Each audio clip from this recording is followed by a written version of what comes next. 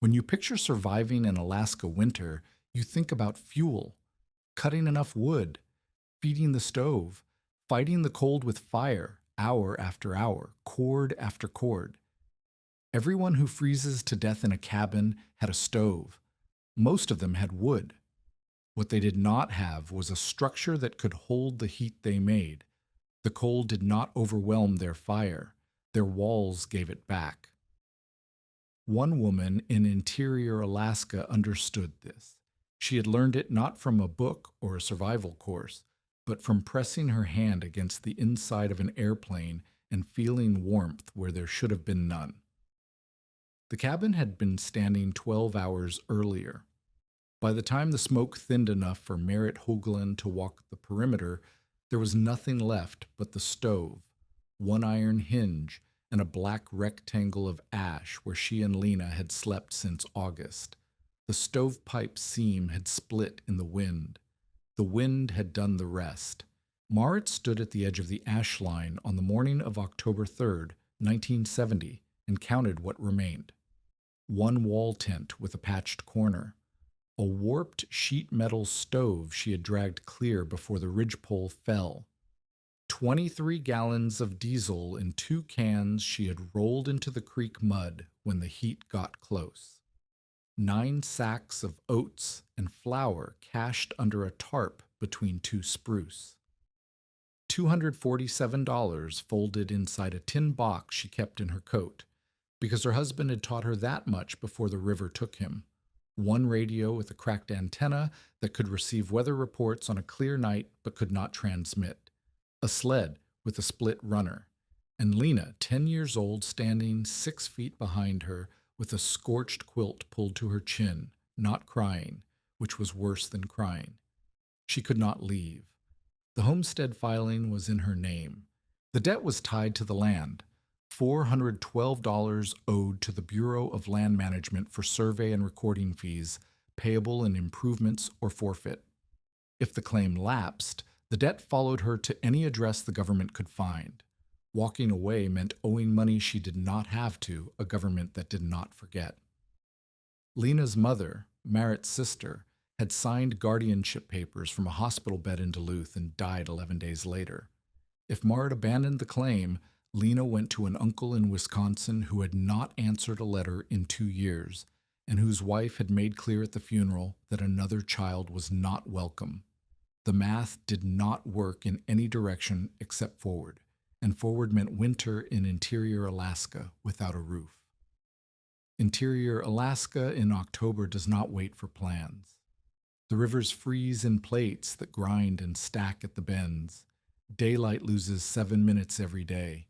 By December, the sun barely clears the southern ridge for 4 hours, and the temperature drops through -20, -30, -40, and keeps dropping. The country around the Jim River and Prospect Creek was known even among Fairbanks people as the cold sink of the territory, dense air pooling in valleys, radiation frost building night after night, thermometers bottoming out in ways that made weathermen recheck their instruments. Marit needed, by the first week of November at the latest, a sealed shelter with insulated walls, a stove system that would not kill them with carbon monoxide, fuel storage for 4 months, food cache protection from wolverines and bears, and a working radio in case everything else failed. Freight lumber from Fairbanks could not arrive before the river shut down completely. Flying it in would cost $600 she did not have. Standing timber on her claim was black spruce, thin, twisted, full of pitch knots, and the best of it grew across a creek already running with overflow ice. She had 5 weeks before deep cold made outdoor work lethal. She had no lumber, no help, and a child who coughed every morning in a tent that frosted from the inside. Orville Kepler landed on the gravel bar 3 days after the fire. He came because his mail route passed within sight of the claim, and he had seen no chimney smoke, only the wrong kind of smoke, thin and gray and finished. Orville was 58 years old and had flown mail, medicine, and body bags into the Koyukuk country for 20 years. He had been an Army aircraft mechanic before he was a pilot. He walked like a man who expected the ground to vibrate beneath him, and he brought opinions the way other men brought weather, without asking permission. He set a 5-gallon can of kerosene and a sack of dried fish on the ground before he said a word. Then he walked the ash line, slowly, the way a man assesses wreckage he has seen before and expects to see again. He kicked the fallen stove with one boot and watched it rock on the frozen ground. He looked at the tent, damp canvas, already sagging under frost weight on the north side. He counted the food sacks. He looked at the diesel cans. He walked to the creek edge and stood there long enough to watch the overflow ice creak and shift. He looked at Lena, who was sitting on an overturned bucket drawing something in a notebook, her mittened hand moving carefully across the page. He looked at Marit. "You need 16 by 20 feet under roof," Orville said. "Minimum. You need 6 cords of spruce, dry if you can get it, green if you cannot. You need 2 men with sharp saws, a draw knife, a froe, and roughly 40 days of steady work before the first hard freeze. You need a ridgepole you can trust, moss for chinking, and a roof pitch that will hold 2 feet of wet snow without buckling." He paused and looked at the tent again. "You have a child, a tent, and October." Marit told him she knew all of that. "The standing spruce on your side of the creek is garbage," Orville said. "Thin and twisted. I can see the crowns from the air. The good timber is across the water and uphill about 200 yards, and that creek is running overflow already. You try to cross it with a load in November, and you will go through to your waist, and that will be the end of the conversation." Marit said she had been thinking about the aircraft wreck north of the creek. Orville stopped walking. He turned and looked at her the way a man looks at a child who has said something that is either very foolish or very interesting, and he cannot decide which. The wreck was a C-119 cargo transport that had gone down in the mid-1950s after an engine failure during a resupply run. The crew had walked out alive. The Air Force had stripped the engines and instruments and left the airframe where it sat, half buried in willows, too remote and too heavy to be worth recovering. Scavengers had taken the wings over the years for the aluminum. The tail was twisted at a 40-degree angle, useless. But 2 forward fuselage barrel sections remained mostly intact, large aluminum cylinders sitting in the brush like the bones of some enormous silver animal, weathered but unbroken. "I know that wreck," Orville said. "I have landed beside it twice. The skin is sound in places, but it is an airplane, not a house." "It is a pressure vessel designed for high-altitude cold," Marit said. "The insulation is still dry in at least 2 sections." Orville looked at her differently then. Not with respect, not yet, but with the recognition that she had said something specific rather than something desperate. "Airplanes keep men alive for hours," he said. "Cabins keep them alive for winters. You are talking about a different kind of problem." "I am talking about a structure that already exists," Marit said. "I do not have to build walls, I have to fix them." Orville shook his head. Not violently. The slow shake of a man who has seen too many people arrive with ideas and leave on stretchers. He told her the river ice would close within 2 weeks, and that he would check on her from the air when his route allowed. He climbed back into his plane, and the engine caught on the second try, and he was gone before Marit finished counting the dried fish he had left. 14. Enough for 4 days if Lena ate 2 per meal. That night, with Lena asleep in the tent and the warped stove ticking as it cooled, Marit lay on her back and listened to the canvas walls flex in the wind. Frost had already begun forming on the inside of the fabric, white crystals spreading from the seams like something alive, reaching toward the warmth and consuming it. She could see the pattern in the lantern light. The stove was red. 6 inches from the stove, the air was warm. 3 feet from the stove, her breath was visible. At the tent wall, the moisture in the air had frozen solid. She had 23 gallons of diesel. At the rate the stove burned, that was roughly 6 weeks if she ran it only at night, but the tent could not hold heat. Canvas breathed, and breathing meant bleeding warmth in every direction. She was pouring fuel into a container with no bottom. She thought about the aircraft wreck. She thought about her father. Marit's father, Peter Haugland, had run an aircraft interior repair shop in Duluth, Minnesota from 1948 until his death in 1963. He rebuilt cabin liners for surplus military transports being converted to cargo haulers and bush planes. Marit had worked beside him from the age of 14, stitching seat covers, cutting insulation batting, riveting interior panels, learning the anatomy of an airplane from the inside. She knew how to drill out a cherry rivet without scoring the skin. She knew the difference between a structural frame and a stringer. She knew what bagged fiberglass insulation felt like when it was dry and how it smelled when it was wet. And she knew that the difference between those two states was the difference between warmth and death. What she remembered most was not engineering. It was sensation.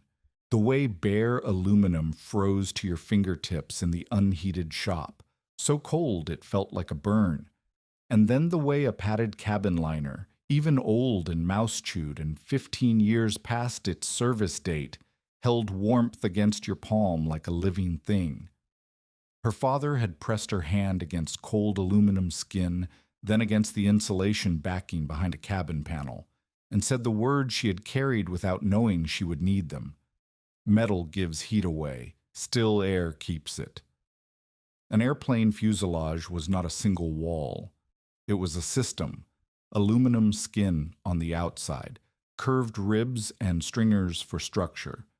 And between the ribs, thermal and acoustic insulation, bagged fiberglass blankets sealed in moisture barriers, designed to keep crew compartments survivable at altitudes where the outside air temperature dropped to -40 or worse, and wind screamed past the skin at hundreds of miles per hour. The insulation was not decoration. It was engineered, tested, and placed with the precision of people who understood that physics does not forgive carelessness. In the wreck north of the creek, 2 barrel sections of that engineering might still be intact. The next morning, Marit left Lena with instructions about the stove. Keep it low, keep the flap cracked 2 inches, do not touch the pipe, and hike 2 miles north to the wreck. She brought a measuring cord, a knife, and no expectations. The fuselage section sat in a clearing of crushed willows, tipped slightly to one side, open at both ends where the wings and tail had been separated. Bird nests clogged the overhead panels. Mouse droppings dusted every horizontal surface.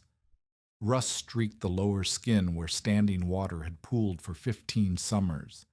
A section of floor grating had collapsed inward, and through the gap she could see the frozen ground beneath, brown and hard and webbed with dead grass. But Marit was not looking at the damage. She was looking at the walls. She climbed inside the forward section and scratched at a seam where an interior panel had buckled away from its clips. Behind it, she found the fiberglass blanket, bagged in its original moisture barrier, compressed but whole. She pulled a section free and held it to her face. No mold, no rot.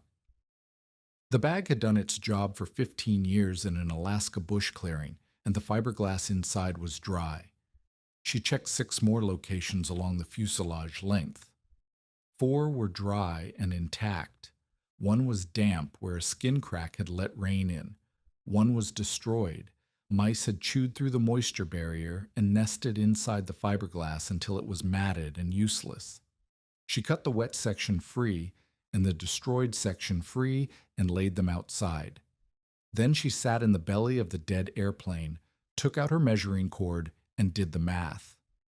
2 fuselage barrel sections, each roughly 11 feet in outer diameter and about 14 feet long, set end-to-end on timber cribbing that gave her a sheltered tube roughly 28 feet long, more space than a standard homestead cabin. The curved aluminum walls were already there. The insulation was already there, at least in enough sections to cover the critical living area. She would need to seal the open ends with bulkheads built from cargo door panels and salvaged aluminum. She would need a raised plywood floor above the frozen ground to stop conductive heat loss. She would need a stove collar fitted through a reinforced hatch for the flue. She would need to patch the damaged insulation with canvas, foil, and whatever batting she could scavenge. And she would need an entry vestibule, a small enclosed space at the door that would act as an airlock, preventing cold outside air from dumping directly into the main shelter every time someone entered. She did not need to build walls. She did not need a ridgepole. She did not need 6 cords of spruce and 40 days and 2 men. She needed to repair what already existed and move it to her homestead before the cold made the work impossible. The idea was not a flash of inspiration. It was a series of calculations, each one making the next one harder to refuse. Aluminum skin plus insulation blankets plus sealed dead air spaces equaled a thermal barrier already designed for conditions worse than an Alaska valley floor. A small enclosed volume meant less air to heat, which meant less fuel burned. A curved interior meant a single lantern could bounce light off the walls, and a small stove could radiate heat in every direction without corners to trap cold air. The fuselage was not a cabin. It was better than a cabin if she could solve condensation, ventilation, ground cold, fire risk, and the mechanical problem of moving several thousand pounds of aluminum 2 miles through willow brush and across a creek with one woman's strength. She hiked back to camp and told Lena they were not building a cabin. Lena asked what they were building instead. Marit said, "Something that already knows how to be warm." She needed to be honest about the risks, because dishonesty was how people died. She sat with Lena that evening and listed them out loud, not to frighten her, but because Lena was 10 and observant and deserved to know what they were attempting and why it might fail. Condensation. Warm, moist air hitting cold metal surfaces would produce water. Water-soaking insulation would destroy its ability to trap heat. A shelter that sweated from the inside would be colder than a tent within weeks. Carbon monoxide. A sealed metal tube with a fuel-burning stove and poor ventilation would poison them in their sleep. The tighter the seal, the greater the risk. Fuel. The diesel would last longer in an insulated shell than in the tent, but if the stove failed or the fuel line gelled in extreme cold, they had no backup heat source. Structural integrity. The fuselage sections were not anchored. A strong wind could roll them. A heavy snow load on a weakened panel could cause a collapse. Fire. A metal tube with one door and diesel fuel inside was a crematorium if the stove malfunctioned. She listed them all, and then she said, "Every one of these problems has an answer. I know how to answer some of them. I do not know how to answer all of them yet, but every one of them is smaller than the problem of having no shelter in January." Lena considered this. Then she said, "Is the airplane far?" 2 miles. That is a lot of airplane to carry. 3 days later, June Satterley arrived. June snowshoed in from her homestead 4 miles south on a morning cold enough to make the Spruce Creek. She was 39, lean, perpetually tired, and raising 2 boys alone since her husband had taken a guiding job in Kodiak and stopped writing. She brought a jar of sourdough starter and a skepticism so thorough it bordered on kindness. She was not there to mock. She was there because she could not stop thinking about what she had heard, and she needed to see it with her own eyes before she could sleep. Marit showed her a strip of the dry insulation. She held one end near the stove, waited 30 seconds for the heat to saturate the batting, then took June's hand and pressed it flat against the insulation's back side. June felt it. Warmth, held and steady, as if the batting were producing heat rather than simply refusing to release it. Then Marit pressed June's hand against a bare piece of aluminum scrap from the wreck. June pulled her hand away fast. "That is a demonstration," June said. "A demonstration is not a winter." "No," Marit said, "but the insulation in that wreck was designed for sustained flight at altitudes where the outside temperature drops below -40 and the wind speed exceeds 200 miles an hour. It was engineered by people who understood that the difference between a warm cockpit and a dead crew is the barrier between them." "Metal sweats," June said. "I've seen it. Metal freezes. I've lived next to a Quonset hut where the ice on the inside walls was an inch thick by February. The man who lived there burned 8 cords and still wore his coat to bed. A tent at least breathes." "A tent breathes heat out," Marit said. "That is exactly the problem. Every breath of air that passes through canvas takes warmth with it. The tent is a sieve. The question is not whether metal is cold. Metal is cold. The question is whether insulated metal is warmer than breathing canvas. And the answer is 15 years of aerospace engineering that says yes." June looked at the tent. Frost feathered the inside of the canvas in patterns that traced every seam, every stitch hole, every place where wind found a path. She could see the problem. She was not ready to trust the solution. "You are going to put that child inside a dead airplane," June said. "I am going to put that child inside the warmest structure I can build with what I have," Marit said. "And what I have is 2 fuselage sections with intact insulation and a father who taught me what to do with them." June left the sourdough starter. She went home without promising anything. Sie At Bettles Landing, the story became entertainment before Marit could shape it. She heard it first from the clerk at the supply post. He was weighing stove wick when he said, not quite casually enough, "Heard you're building something interesting out there." His smile told her what interesting meant. The phrase moved like weather. Hoagland's tin can. Pilots used it on the radio. Freight men said it over coffee. Trappers carried it into the backcountry like a joke to warm the trail. A male pilot told Orville he would not waste a fuel drum drop on a half-built culvert. A trapper at the store bet 2 muskrat pelts she would be in Fairbanks by Christmas. A woman Marit had never spoken to knelt beside Lena at the post, took her hand, and said, soft, kind, and annihilating, "You come stay with us when your aunt comes to sense, honey." Lena did not answer. She looked at Marit. Marit took her hand and walked out into the cold. The mockery had weight beyond insult. In a place like Bettles, where no one was more than 20 miles from dying on any given winter night, reputation was infrastructure. It determined credit at the post. It determined whether a freight man would add your fuel order to a run or leave it for the next one. It determined whether a pilot would land if he saw trouble. If Marit was judged a fool, then helping her was foolishness, and foolishness could not be afforded. The gossip was building a wall between her and every resource she might need if the fuselage failed. Milo Bentz was building that wall deliberately. Marit found him at the supply post on a Tuesday afternoon. She was buying kerosene mantles. He was leaning on the counter with 3 men he supplied with trapping hardware, and his voice was pitched for an audience. "A woman can polish wreckage all she wants," Milo said. "Winter will not admire itself in it." The men laughed, not cruelly, the way men laugh when someone with authority has said something they wish they had thought of first.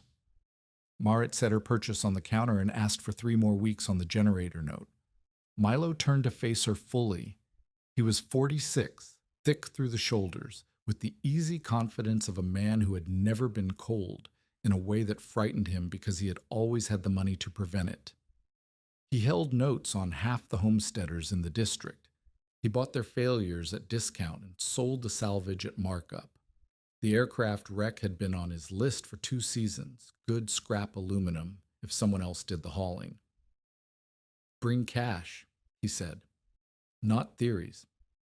I have a business to run, and I do not extend credit on science projects. 3 weeks, Marit said. I will have pelts by then. You will have a cold tube of aluminum and a sick child by then, Milo said. And I will have a wreck to clear and a claim to file on. She paid for the kerosene and walked out. The air was 12 degrees and dropping. She could feel it in her knuckles around the can handle, in her lips, in the skin behind her ears.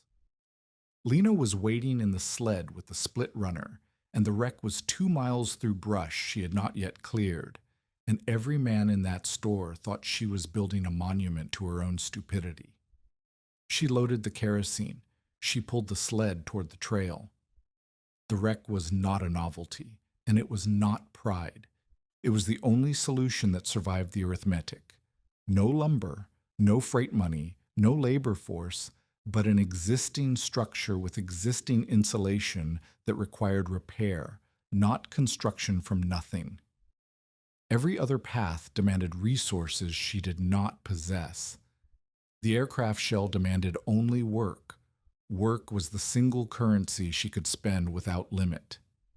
She pulled the sled and did not look back at the store. Zestait. Construction began on October 9th, 6 days after the fire.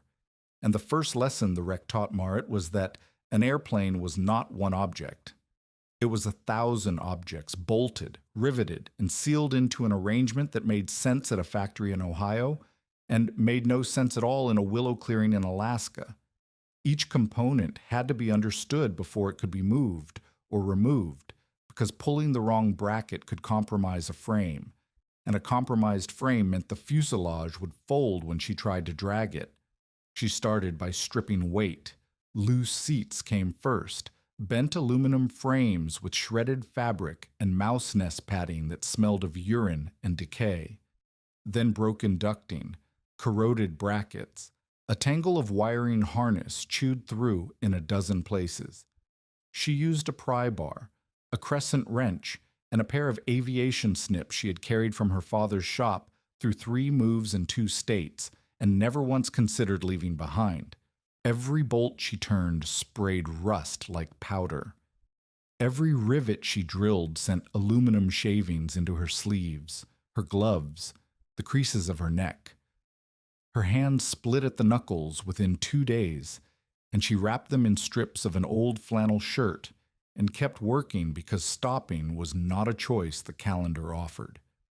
She marked every rivet line with chalk, white for structural, red for removable. She mapped the insulation section by section, dry, damp, destroyed, missing. She measured the fuselage diameter at 4 points and found it was not perfectly round anymore. 15 years of settling on frozen ground had flattened the bottom by roughly 3 inches, which would actually help. The sections would sit more stably on timber cribbing than a true cylinder would. By October 14th, she had removed 400 pounds of scrap from the first barrel section.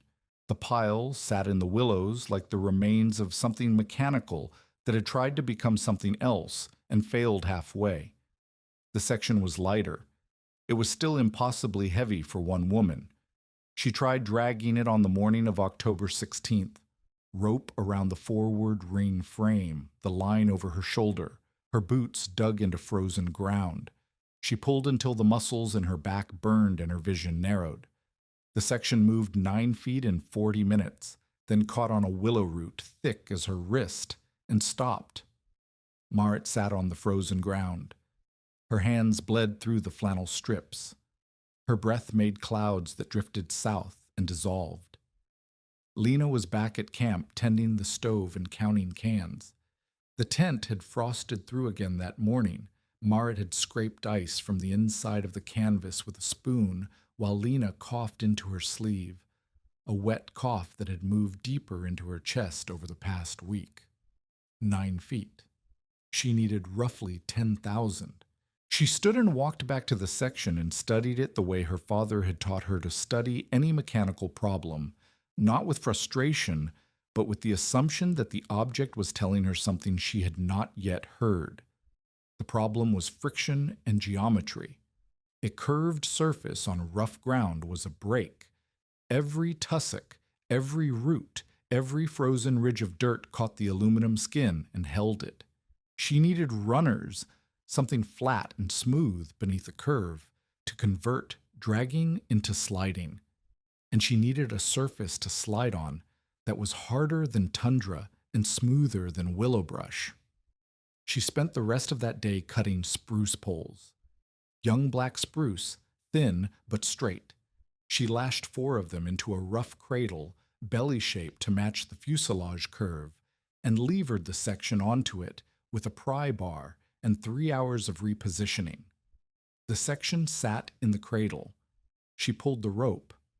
The cradle slid forward 8 inches and stopped. Better. Not enough. She needed colder ground, harder surfaces. The kind of knowledge that came from living in a place where heavy loads had been moved on ice and snow for thousands of years. She needed someone who understood winter not as an obstacle, but as a tool, a surface, a material, a collaborator. That night, the temperature dropped to 6 above zero. The creek ice built shelf by shelf, cracking and groaning as it thickened. Lena's cough was worse. The tent shuddered with every gust, and each gust stripped warmth faster than the stove could replace it. Marit calculated in the dark. At her current rate, moving both sections to the homestead would take until spring. Spring was the same as never. She needed a better method. She needed someone who knew how to build a winter road, and she needed them soon because the wreck sat on unclaimed land with no protection, and Milo Bentz had been talking about scrap aluminum prices to anyone who would listen. CTA. Tell us in the comments, have you ever built something people dismissed because they could not see what you saw yet? The temperature dropped another 4 degrees before dawn. Somewhere between the tent and the creek, a spruce tree cracked from the cold. A sound like a rifle shot in the dark. Lena stirred but did not wake. Marit pulled the blanket to her chin and watched the canvas ceiling where frost crystals grew in patterns that looked, in the failing lantern light, like the rivet lines she had chalked inside the fuselage walls. She was not building a home yet. She was building the possibility of one, in a country that tested possibilities the way a river tests ice, by pressing until something broke. And the only warmth she had was the memory of insulation batting against her palm and the certainty, quiet and stubborn and possibly wrong, that metal did not have to mean cold. Out there in the dark, the wreck waited. 2 silver barrels full of engineered warmth that no one in Bettles believed in, surrounded by spruce and silence, and a winter that was building toward something none of them had ever measured. The first real snow began at 4 in the morning, white flakes drifting through black air, settling on the ash line where her cabin had been, covering the char with something clean and silent and absolutely merciless. 5 weeks, maybe less. She closed the tent flap and began planning the road. Nora Charlie appeared on the 4th day of hauling, when Marit was losing a fight with gravity in a willow thicket at the same time. Marit had improved the cradle. She had widened the runners and smoothed them with a draw knife borrowed from June's tool shed. She had cleared a path through the worst of the brush using a hatchet and language she would not have used in front of Lena. But the first fuselage section still weighed more than 1,000 pounds on its spruce runners, and every root, every frozen ridge, every slight uphill grade stopped it dead. She was pulling with a rope over her shoulder, and her boots braced against a birch stump, her back burning, her hands wrapped in flannel that was now more blood than cloth, when she heard a voice behind her. "You are fighting the hill," the voice said. "The hill has more years than you." Marit turned. A woman stood at the edge of the cleared path, small and straight, wearing a canvas parka with a wolf ruff and mukluks that came to her knees. She had a face that looked like it had been carved from birch wood and then left outside for 60 years to harden. She carried a walking stick made from a single piece of diamond willow, polished dark from use.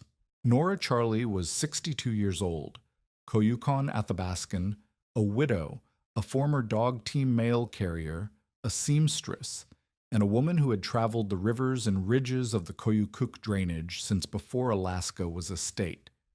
She lived at a fish camp 6 miles northwest, alone since her husband's death in 1964, and she came and went through the country with a quietness that made people forget she was there until she said something that made them wish they had been listening all along.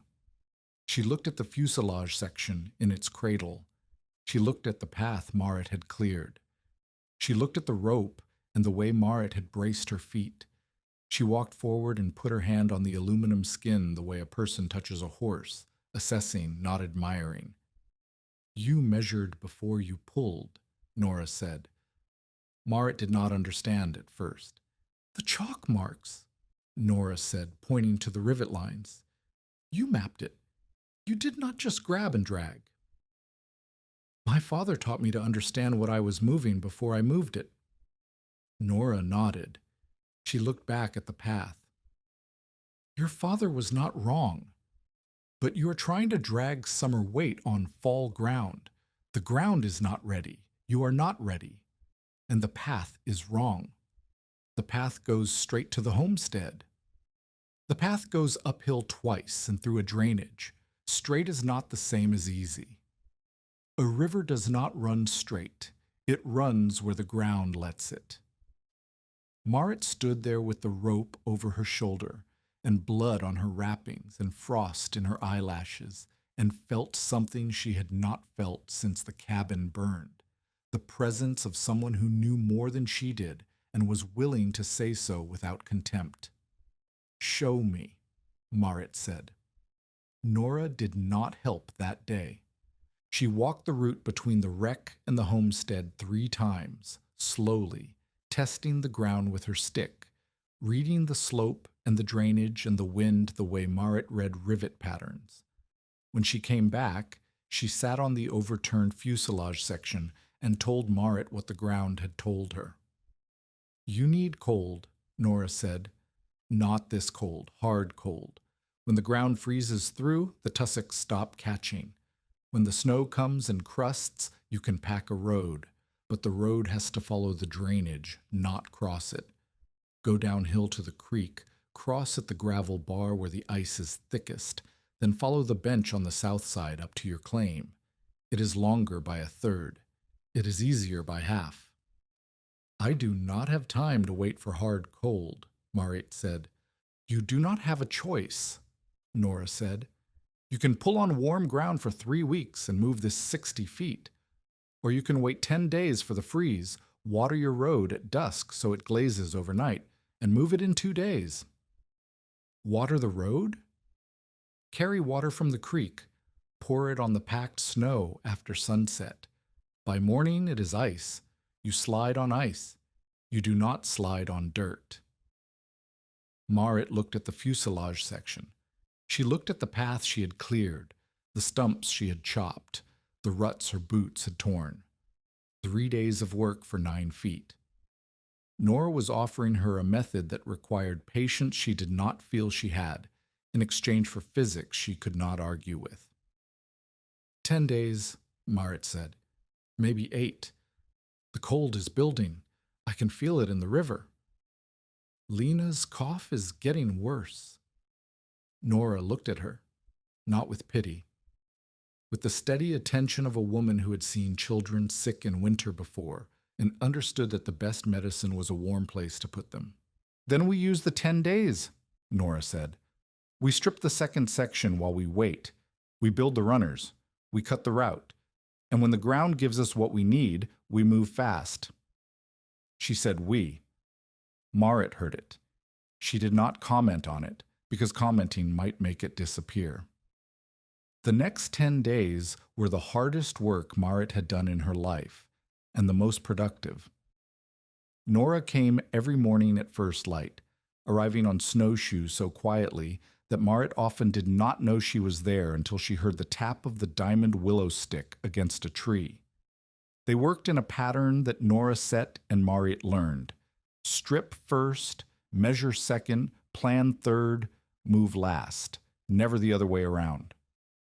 They stripped the second fuselage section together. Nora was small but precise. She held the flashlight while Marriott drilled rivets. She identified structural frames by touch, running her fingers along the interior skin and stopping at each ring frame to say, "This one holds, leave it." She had never worked on an airplane, but she understood load-bearing structures the way a woman who had built fish racks and dog sleds and smokehouse frames for 40 years understood them. By feel, by consequence, by the memory of what happened when you removed the wrong piece. While they stripped, Nora taught. The first lesson was load geometry. Marriott had been lashing the fuselage section upright on the cradle, belly down, which made sense visually but caught wind like a sail.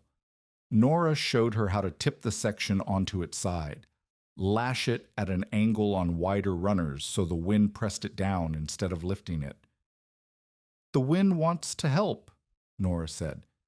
"You have been telling it no." The second lesson was the road itself. When the first hard freeze came on October 21st, -18 overnight, the creek ice thickening to 6 inches, Nora had Marriott haul water in every container she owned. 2 buckets, a diesel can rinsed clean, a cookpot. They poured water on the packed trail at dusk, working from the wreck site toward the creek crossing.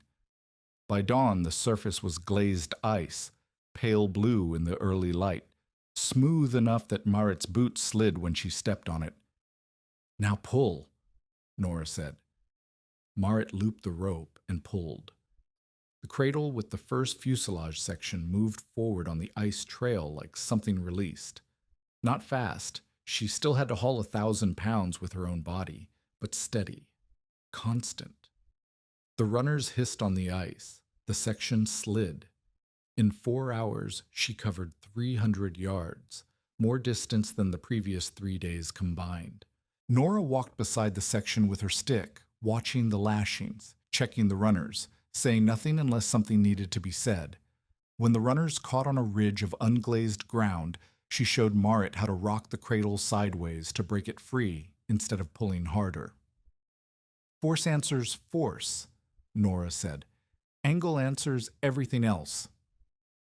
The third lesson was cold sealing.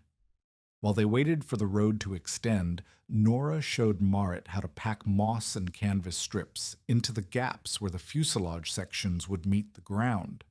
Wood was scarce, but snow and moss were not. Nora built a snow skirt around a practice section, a banked wall of packed snow, knee-high, pressed against the lower aluminum skin and covered with canvas weighted by stones. "The ground is colder than the air," Nora said. "Stop the ground first. The air you can fight. The ground just takes." The fourth lesson was the one that would save their lives, though Marriott did not know it yet. Nora was inside the first fuselage section, checking the insulation patches, when she stopped and pressed her hand against the curved wall where 2 panels met. "You plan to seal this tight," Nora said. "As tight as I can. Every gap loses heat. Every gap also lets you breathe." Marriott knew about ventilation. She had worked in enclosed spaces in her father's shop, but Nora was not talking about theory. She was talking about the specific danger of a small sealed volume with a fuel-burning stove and 2 people exhaling through a winter night. "You cut vents," Nora said. "One low near the door, where cold air enters. One high near the stove, where hot air and poison leave. You never close both. You never close the high one at all. I do not care how warm it feels. I do not care if it is -60 outside. You leave that vent open or you die comfortable, and that is worse than dying cold because at least cold wakes you up." She said it with the flat authority of a woman who had found someone who died comfortable. Marriott did not ask who. She cut the vents. Progress came in stages Marriott marked on a calendar she had drawn on a flour sack with a pencil stub. By October 27th, The runners for the second section were built, and the road extended to the creek crossing. But the first pull attempt on the second section failed after 16 feet. The lashings slipped on a seam she had not smoothed, and the section rolled off the cradle and gouged a trench in the frozen ground. By November 3rd, after relashing with tarred rope Nora had produced from somewhere she did not explain, Marit and Nora moved the first section to the creek bank. They crossed the gravel bar where the ice was 9 inches thick and held without cracking. By November 8th, Orville flew over. Marit saw the plane bank and circle twice. He did not land. He did not help. But he looked, and looking was something. By November 12th, the first section reached the homestead site. Lena ran out of the tent and stood inside the open cylinder and pressed her hand against the cold aluminum wall. Then she pressed her hand against a section of intact insulation. Her eyes widened. She took the chalk from her pocket and drew a line on the interior wall at her shoulder height. "The wall," she said. By November 19th, the second section stuck on overflow ice halfway across the creek. The runners had broken through a thin spot and frozen into the slush beneath. Marit chopped at the ice around them with a hatchet for 6 hours. She split a thumbnail to the quick and bled into her mitten until the blood froze the mitten to her hand. Nora built a fire on the bank and heated water to pour around the runners. By nightfall, the section was free, but Marit's right hand was swollen and throbbing, and she could not close it into a fist. They dragged both sections to the homestead site and blocked them on timber cribbing cut from the straightest spruce Marit could find. Nora supervised the leveling, checking with a water-filled bottle that the sections sat even. Lena carried stones for the base. Then the storm came. It arrived on November 22nd, a screaming wind out of the northwest that bent the spruce double and stripped the snow from the exposed ground in sheets of white that stung like sand. Marit was inside the first section, sealing an insulation patch with canvas and copper tacks, when she heard a sound like a door slamming and felt the entire fuselage shudder. She crawled out and found that a loose panel on the second section, one she had planned to secure that afternoon, had caught the wind and peeled back like the lid of a can. Behind it, 6 feet of insulation hung exposed to the storm.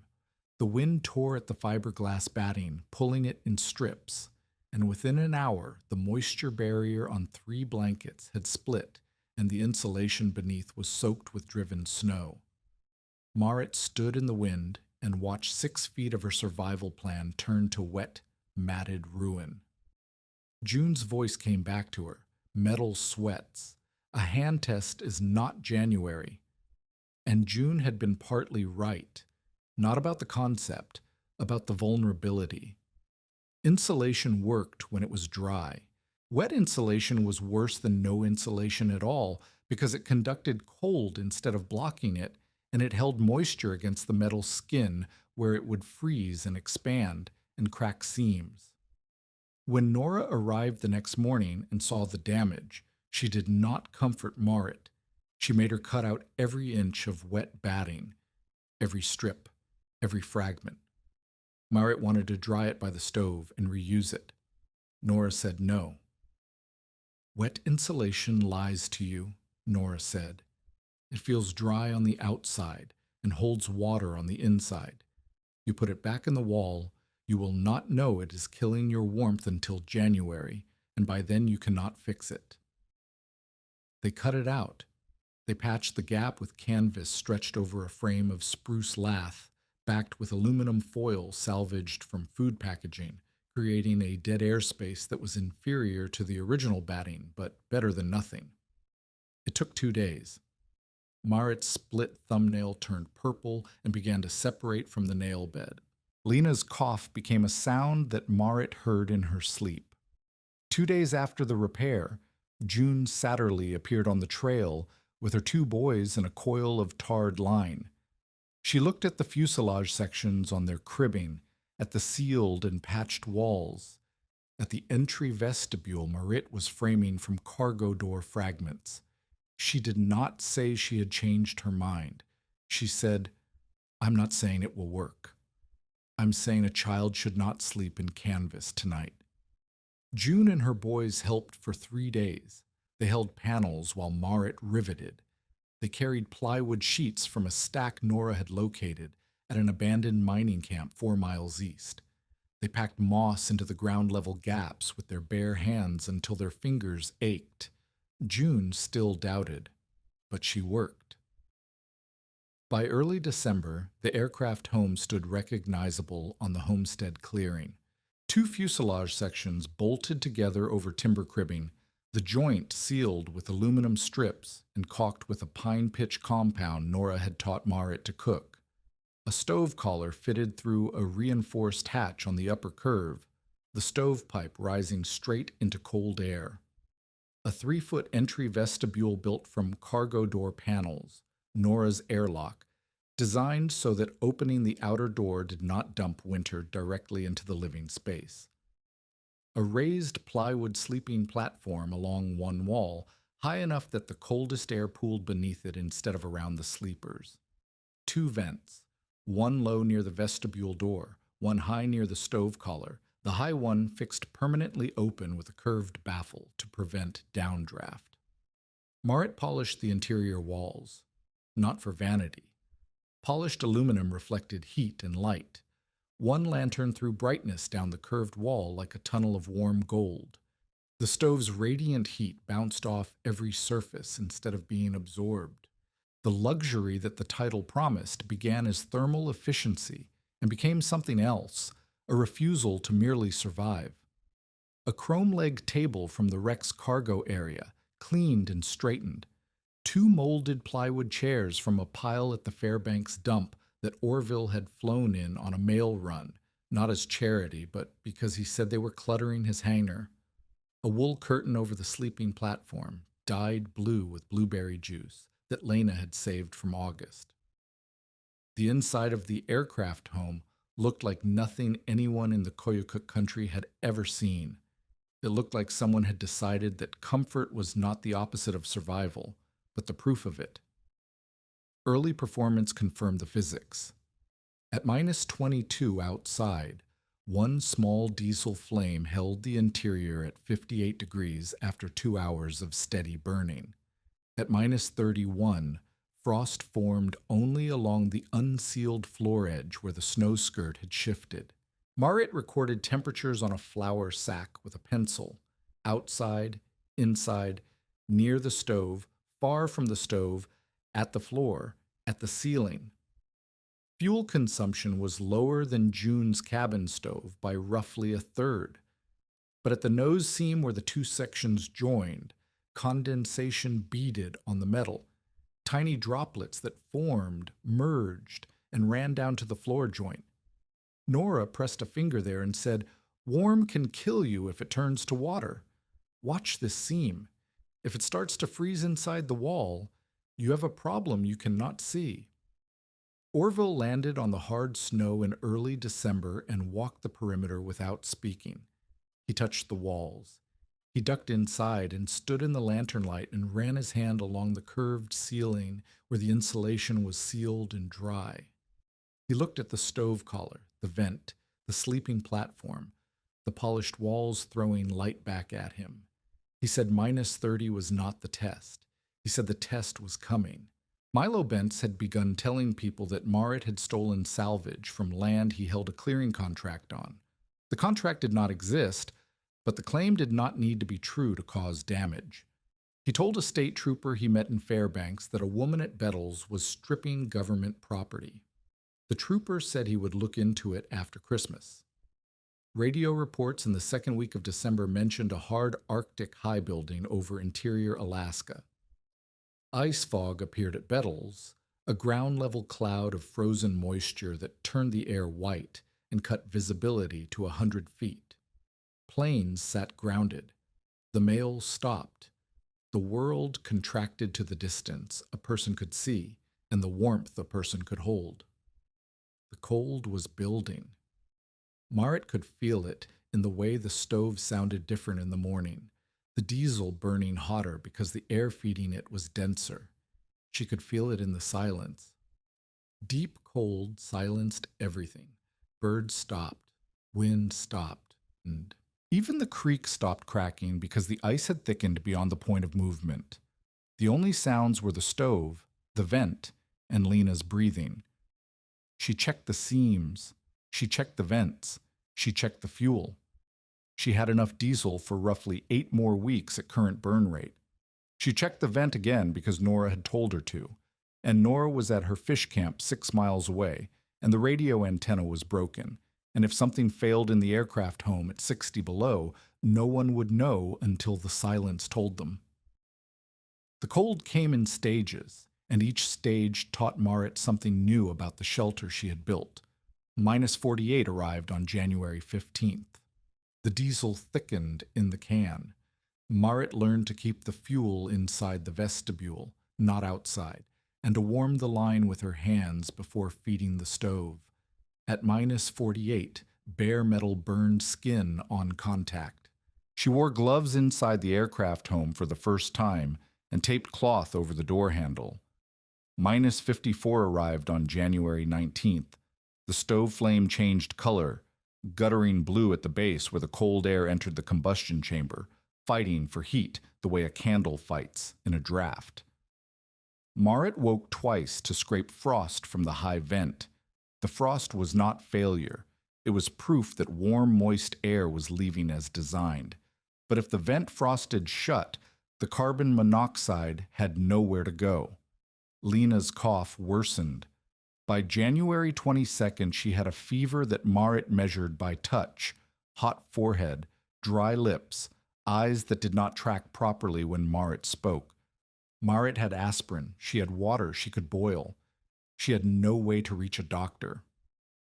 Orville's plane was grounded in ice fog that had not lifted in 4 days. June's radio reached only static.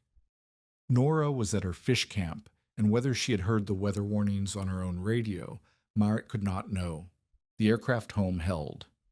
At -54 outside, the interior stayed above 55 degrees with one small flame and the high vent cracked. The insulation did what 15 years of aerospace engineering had designed it to do. The polished walls reflected heat inward. The vestibule trapped the worst of the cold between 2 doors. The raised platform kept the sleepers above the coldest air. The physics worked, but physics was only part of survival. On the morning of January 23rd, 1971, the temperature at Prospect Creek Camp, roughly 40 miles north of Marit's homestead, reached -79.8 degrees Fahrenheit. It was the coldest temperature ever officially recorded in the United States. The reading would stand for decades. The cold that produced it was not local. It was a dome of Arctic high pressure sitting on interior Alaska like a weight, compressing the air, draining heat from every surface, turning the world into something that existed beyond the scale most thermometers could measure. Marit's thermometer, a hardware store mercury model nailed to a spruce outside the vestibule door, bottomed out at -76 and stopped moving. The mercury contracted into a silver thread too thin to read. She tapped the glass. Nothing changed. The temperature was somewhere below the instrument's ability to tell her how cold it was. She went inside and checked the stove. The flame was low and blue and wrong. The diesel had gelled. Not in the can. She had kept the can inside the vestibule, where the residual warmth from the main room kept the temperature above -20. But in the fuel line, the 3-foot rubber tube that ran from the can through a hole in the vestibule wall to the stove's feed valve. The section of line that passed through the wall, through a gap where the temperature dropped from vestibule warmth to the -70 cold outside and back, had turned the diesel into something between liquid and wax. The stove was starving. Marit pulled the fuel line free and held it inside her coat against her stomach. The cold of it burned through her shirt. She held it there for 5 minutes, pressing the rubber tube against her body, feeling the gel diesel soften by degrees. She fed the line back through the wall and opened the valve. The flame rose, caught, and steadied. Her wrist touched the stove collar as she adjusted the line. The pain was instant and bright. She pulled her hand back and saw a white stripe across the inside of her wrist, where the skin had burned against metal heated past 300 degrees. She wrapped it in a strip of cloth and kept working because stopping was not available.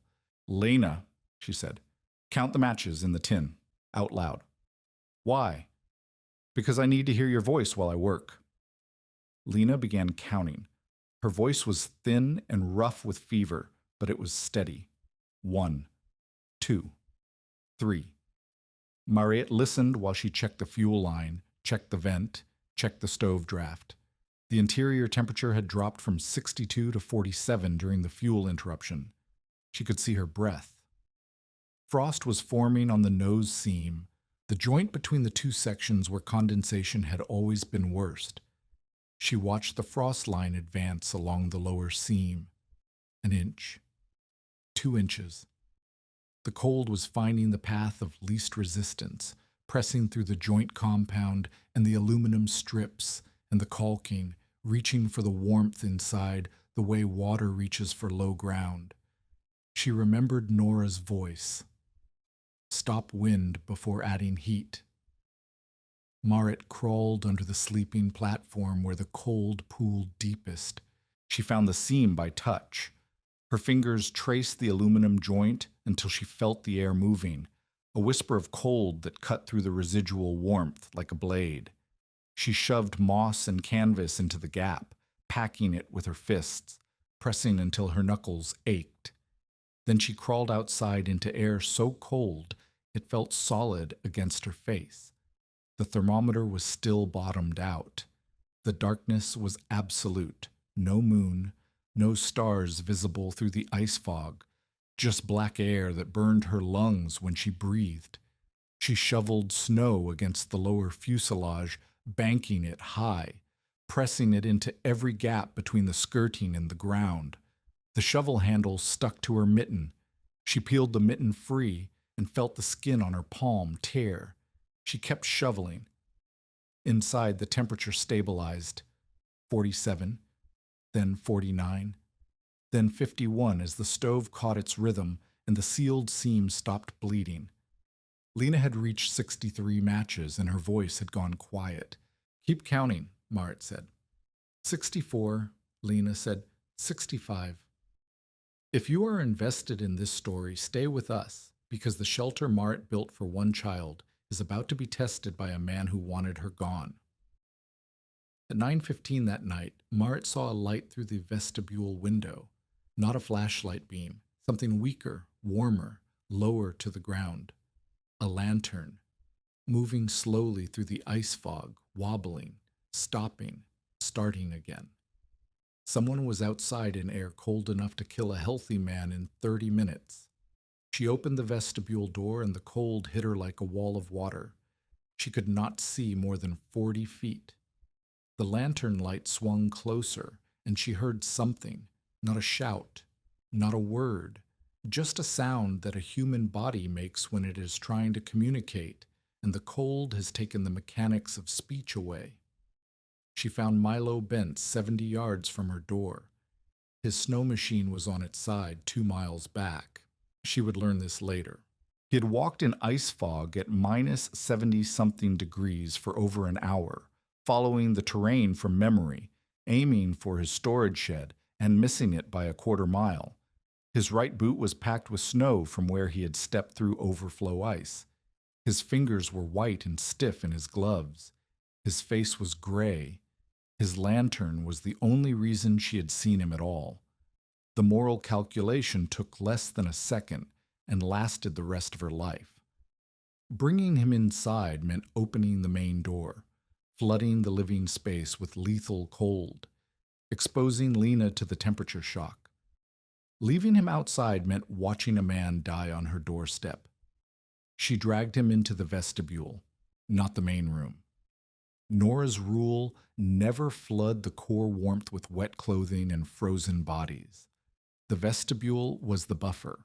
She closed the outer door, stripped his snow-packed boot, and wrapped his foot in a dry blanket from a shelf she kept stocked for exactly this kind of emergency. Not because she had expected Milo Bentz, but because Nora had told her to keep warm, dry things in the vestibule, because the vestibule was where emergencies arrived. Milo's lips moved. The sound that came out was barely a word, but Marit heard it. "Tin can," he said. "Then be grateful Khan's close," Marit said. She fed him warm water in sips. She did not bring him into the main room until his core temperature had risen enough that his wet clothing would not chill the air around Lena. She checked Lena. Still counting. 79. 80. The child's fever had not broken, but her voice was steady and her eyes tracked Marit's movement across the curved, polished interior. The night lasted 14 hours. Marit fed the stove every 40 minutes. She warmed the fuel line twice more. She checked the seam, the vent, the temperature, and Milo's fingers, which had gone from white to red to angry purple, which was bad but not the worst. The worst was when they stayed white. She did not sleep. Elsewhere in the country, the cold was breaking things that were supposed to be strong. June's cabin held, but the fuel consumption was devastating. She would later calculate that she burned nearly 2 cords of spruce during the cold stretch, her boys sleeping in their coats on either side of the stove. A trapper named Dahl, 20 miles north, lost his wall tent to frost load. The canvas froze rigid, cracked at the seams, and collapsed while he slept. He lost 3 toes to frostbite before Orville reached him 2 days later. He did not lose his life, but the margin was hours. Marit's aircraft home with 3 people inside, a small diesel flame, and 1 controlled vent cracked open to the worst night in American weather history, held above 55 degrees until dawn. The insulation blankets that her father had taught her to trust did what aerospace engineers had designed them to do. The vent that Nora had insisted remain open exhausted the carbon monoxide that would have killed them quietly in a sealed space. The vestibule that Nora had taught her to build kept Milo's emergency from becoming Lena's catastrophe. The snow skirting held the ground cold at bay. The polished walls reflected the stove's heat inward, and the small volume meant that heat had nowhere to escape. The condensation near the nose seam froze solid against the inner wall, a sheet of ice an inch thick by morning, but the ice stayed on the surface. It did not soak the insulation behind it, because Marit had cut out every scrap of wet batting weeks earlier, and the patch sections behind the seam were canvas and foil over a dead airspace that never made contact with the moisture. June's warning had been correct. Metal did sweat. Marit's response had been correct too. You did not ignore the sweat. You managed it. The sun rose at 11 in the morning, a pale smear of light along the southern ridge that did not warm anything but made the world visible. The ice fog lifted enough to see the spruce trees standing rigid in the still air, their branches furred with frost so thick they looked like white coral. Marit opened the vestibule door and stood in air that had climbed to -61, an improvement that felt tropical by the standards of the night. Milo Bentz was asleep on the vestibule floor, wrapped in blankets, his damaged foot elevated on a rolled parka. His fingers had color. He would lose the tip of one pinky to frostbite. He would keep the rest. Lena's fever broke that afternoon. She drank broth and asked for her notebook and drew a picture of the inside of the aircraft home with the stove glowing red and the walls curved like the inside of a whale. Marit sat on the plywood floor with her back against the polished wall and listened to the stove tick as it cooled to its daytime idle. Her wrist throbbed where the burn was blistering. Her hands were cracked and swollen. She had not slept in 31 hours. The shelter had held. The physics had held. The lessons her father's, Nora's, her own, had held when everything outside the aluminum walls had tried to break them. But the cold was not finished with them, and neither was Milo Bentz. The cold lifted in stages over the next 4 days, the way a fist unclenches. -61, -53, -44, -38. The ice fog thinned. The sky reappeared, pale and enormous and indifferent. Planes began moving again, and the story of what had happened inside Marit Hoagland's aircraft home during the worst cold in American recorded history began to travel faster than any of the planes could carry it. Orville Kepler landed on the hard-packed snow on the second day after the fog cleared. He climbed out of the cockpit with the engine still ticking and walked straight to the fuselage dwelling without greeting Marit, without stopping at the vestibule, without ceremony. He ducked through the entry, stood upright inside the curved aluminum shell, and removed one glove. He touched the wall. He ran his bare hand along the patch seam where the storm had torn the insulation, and Marit had rebuilt it with canvas and foil and dead air. He touched the sleeping platform. He put his palm flat against the polished ceiling and held it there for 5 seconds, feeling the residual warmth that the insulation held even now, hours after the stove had been banked to its lowest setting. He looked at the stove collar, the vent baffle, the fuel line routing, the snow skirt visible through the low vent where Marit had banked 3 feet of packed snow against the lower fuselage. He looked at the chrome-legged table, the plywood chairs, the blue wool curtain over the sleeping platform. He looked at Lena's chalk line on the wall, the mark she had made the day the first section arrived, still faint under a layer of soot and lantern smoke. He put his glove back on. "I was wrong about one thing," Orville said. "It is not an airplane anymore. It is a pressure lamp with walls." Marit was standing by the stove with her burned wrist wrapped in clean cloth and her cracked hands resting at her sides. She had slept 9 hours the previous night, the first full sleep since the crisis began, and her face still carried the hollowed look of someone who had been running on adrenaline and arithmetic for days. "No," Marit said. "It is a cabin that learned from an airplane." Orville asked to see her fuel log. Marit handed him the flour sack where she had recorded every temperature reading and every diesel measurement since November.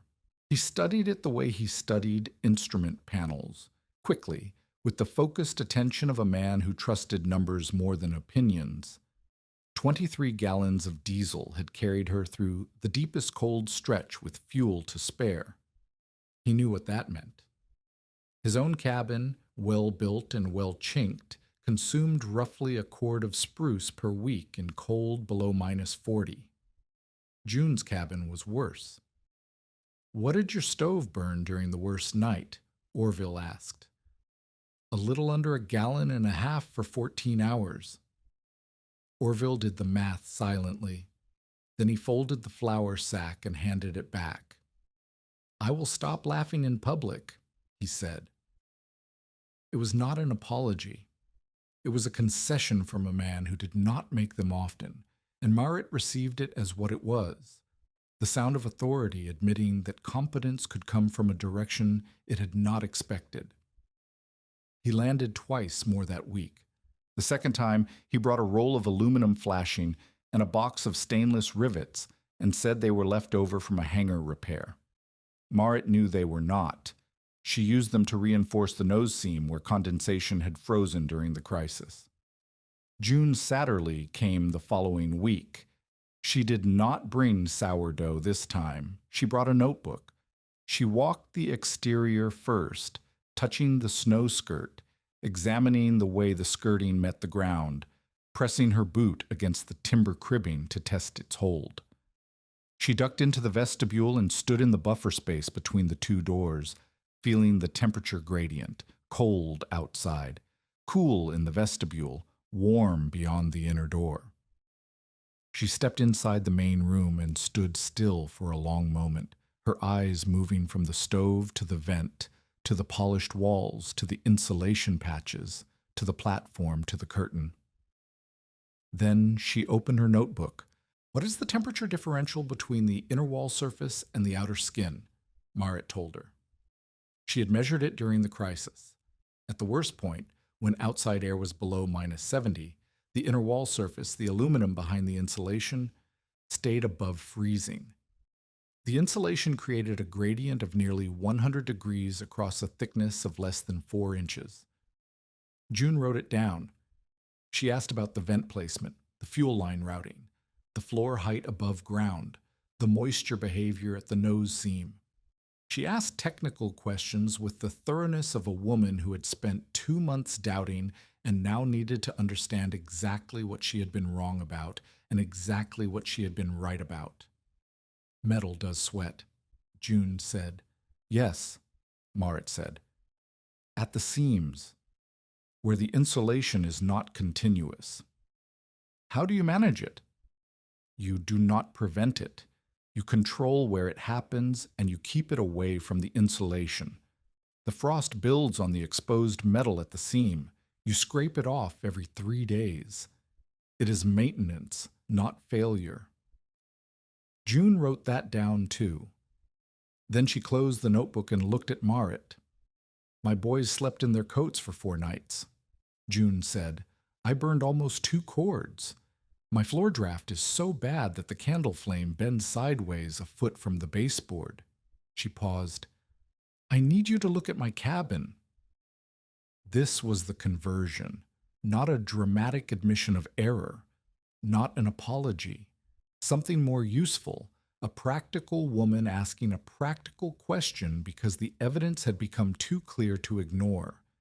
June's doubt had been legitimate. Her concerns about condensation had been real and partially correct. What had changed was not her intelligence, but her data. She had seen -70 fail to break the aircraft home. She had spent 2 cords watching her own cabin bleed warmth through every crack. The numbers made the argument that Marit's words never could have. Within 2 weeks, people began arriving, not crowds. This was the Koyukuk, where 20 miles separated neighbors and visiting required purpose, but individuals. A trapper named Dahl, the one who had lost 3 toes when his wall tent collapsed, snowshoed in from the north and asked to see the dwelling. He stood inside for 10 minutes without speaking. Then he asked Marit how thick the insulation was. An older couple who ran a small guiding operation on the Koyukuk River sent word through Orville asking if Marit could explain her vent design. They had lost a dog to carbon monoxide in a tight kennel and were afraid of their own cabin's stove draft. A schoolteacher at Bettles asked whether the insulation principle could be applied to the schoolhouse windows, which frosted over by October and stayed opaque until April. Marit explained everything she could through action. She did not lecture. She demonstrated. She held a smoking twist of punk wood near the seams of June's cabin and watched the smoke stream sideways through cracks that June had never noticed, gaps in the chinking, a split board at the floor line, a window frame that had shrunk away from its housing. June's oldest boy held the candle. The flame bent horizontal. "That is where your wood went," June said. She was not talking to Marit. She was talking to the crack. This was the teaching that mattered most, not Marit explaining to June, but June explaining to herself. The smoke test was simple enough that anyone could do it with a piece of punk wood in 10 minutes. The fix was simple enough that anyone with moss and pitch could seal the worst drafts in an afternoon. The fuel savings were immediate and measurable. June became the practical evangelist. She told every woman she knew the same 3 words. Seal, then heat. She showed them the smoke test. She brought Marit's measurements, the flour sack temperature log, to the supply post and left it on the counter where men could read it without asking. People did not all build airplane homes. That would have been too neat, too simple, too much like a story instead of life.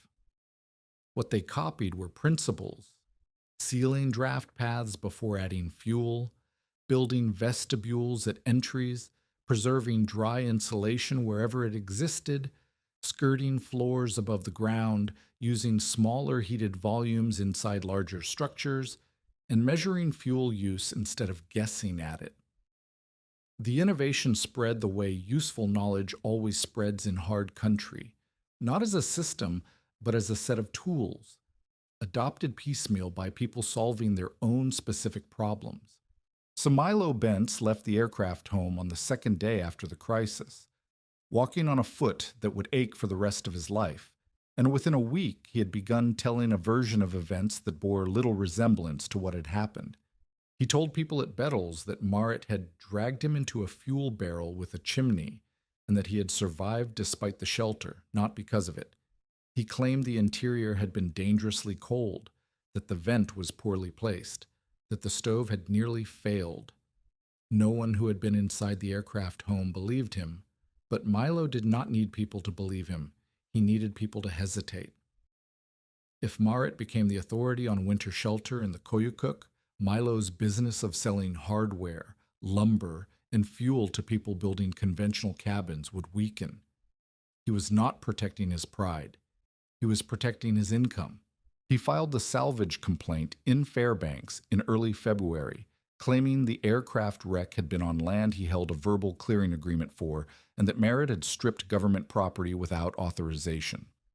The claim was weak, no written contract existed, and the wreck had sat unclaimed for 15 years, but processing it would take months. And in the meantime, the threat hung over Marit like a blade suspended by paperwork. She could not afford a lawyer. She could not afford to ignore it. She kept building. Spring came late and changed everything it touched. Meltwater pooled under the snow skirting and crept beneath the timber cribbing. Mice found a gap where a canvas patch met the aluminum skin and chewed through the moisture barrier into one insulation cavity, where they nested in fiberglass batting with the dedicated enthusiasm of animals who had discovered the warmest square foot in the valley. The polished interior walls, which had thrown warm lantern light through the dark months, now glared in the long spring sun like the inside of a mirror. Marit taped cloth over the worst reflections and began making a list of everything the shelter had survived and everything it needed to survive next. She raised the cribbing and dug gravel drainage trenches beneath the fuselage to channel meltwater away from the foundation. She built removable inspection panels along the lower wall so she could check the insulation without removing structural sheets. She screened the vents with wire mesh to stop the mice. She replaced the canvas and foil patches with better ones, double-layered aluminum from panels Orville brought on his mail runs with fiberglass batting she had dried and rebagged from sections of the wreck that still held usable material. She stopped treating the fuselage as a miracle and started treating it as a system, one that required maintenance, inspection, and improvement the way any system did. Through this work, Nora was beside her. Nora Charlie had arrived on snowshoes 2 days after the crisis ended, stepping out of the tree line as quietly as she had first appeared at the wreck site. She had spent the worst cold at her fish camp, where her own shelter, a small cabin she had built with her husband 30 years earlier, had held, but barely. She had burned her entire wood supply and melted snow for water on a stove she fed every 2 hours through the night. She was thinner than Marit had seen her, and she moved more slowly, and she did not mention any of this until Marit asked. "The cold does not care how many winters you have seen," Nora said. "It counts the ones you have left." They worked together through the spring, repairing, improving, adapting the aircraft home from a survival shelter into a permanent dwelling. Their rhythm was established now. Marit measured and planned. Nora corrected and refined. They argued about the drainage trenches. Marit wanted them deep and narrow. Nora wanted them wide and shallow. And the argument lasted 2 days and ended with Nora winning because she had seen more meltwater than Marit had seen birthdays. They built a community food cache together, using aircraft panels for the roof and spruce poles for the frame. The project took 6 days and taught Merritt more about Nora than 6 months of working side by side had done. Nora talked while she worked on other people's things in a way she never did while working on her own. She told Merritt about her husband, who had built their fish camp cabin in 3 weeks, using only an axe and a saw, and had sworn the whole time in Koyukon, which she said sounded like the river arguing with itself. She told Merritt about carrying mail by dog team on the Koyukuk in the 1940s, when the trail markers were blazed trees and the dogs knew the route better than she did. She told Merritt about a winter in 1952 when the cold killed 6 sled dogs in one night, and she had slept between the surviving 2 with her arms around their ribs, keeping them alive with her own warmth, which meant she was alive because they were alive, and they were alive because she was. Nora taught Merritt to design for people who would not follow written instructions. The cachador had to open the same way every time. The latch had to work with mittens. The ventilation had to be obvious. Build for hands that shake, Nora said. Build for eyes that do not see well. Build for the person who is tired and cold and does not want to think. Merritt taught Nora to use aluminum patches and rivet washers, showing her how a popped rivet could be drilled out and replaced without damaging the surrounding skin. Nora held the bucking bar while Merritt drove rivets, and the sound of aluminum being joined rang across the clearing like a bell struck underwater, flat, metallic, and permanent. In the evenings, they sat outside the aircraft home and drank coffee that Nora made strong enough to dissolve a spoon, and Nora asked Lena about school, and Lena asked Nora about dogs, and neither of them ran out of things to say. Their relationship had shifted. Merritt no longer felt like a student. Nora no longer felt like a teacher. They had become collaborators, and the collaboration had the specific quality of 2 people who respected each other's knowledge enough to disagree about it. The disagreement that mattered came in late June. Nora had been coughing since the spring melt. Not the way Lena coughed, not sharp and chest deep, but a slow, persistent cough that she carried the way old people carry pain, without comment and without expectation that it would leave. Merritt asked her once if she should see a doctor in Fairbanks. Nora said doctors in Fairbanks were for people who trusted doctors in Fairbanks. By August, the cough had changed. It was wetter. Nora rested more often. She sat on the spruce log outside the aircraft home and watched Merritt work instead of working beside her, and her hands, which had always been precise, trembled when she held the bucking bar. Merritt wanted to fly her to Fairbanks. Orville had offered. Nora refused. "I have lived in this country for 62 years, Nora said. "I will not die in a hallway that smells like floor wax." "You are not dying," Merritt said. Nora looked at her with the steady patience of a woman who had buried a husband and carried mail by dog team and survived winters that would have killed most people twice, and who knew exactly what was happening inside her own body. "Do not build for the day you feel strong," Nora said. "Build for the night your hands shake." It was the last thing she taught, not a technique, not a measurement, a principle that contained every other principle she had shared, that preparation was not about optimism, but about honesty, and that the shelter you needed most was the one you built before you knew you needed it. Nora died at her fish camp on September 14th, 1971. Merritt found her the next morning, sitting in her chair by the stove, the fire gone to ash, her hands folded in her lap. On the table beside her was her diamond willow walking stick and her awl, the curved stitching tool she had used for 40 years to sew canvas, harness leather, and moose hide, wrapped in oiled cloth and placed where it could be found. Merritt carried the awl back to the aircraft home and set it on the shelf beside her father's aviation snips. 2 tools from 2 teachers who had shown her that warmth was not a gift, but a practice, and that the practice required hands willing to work, and a mind willing to listen to people who knew things you did not.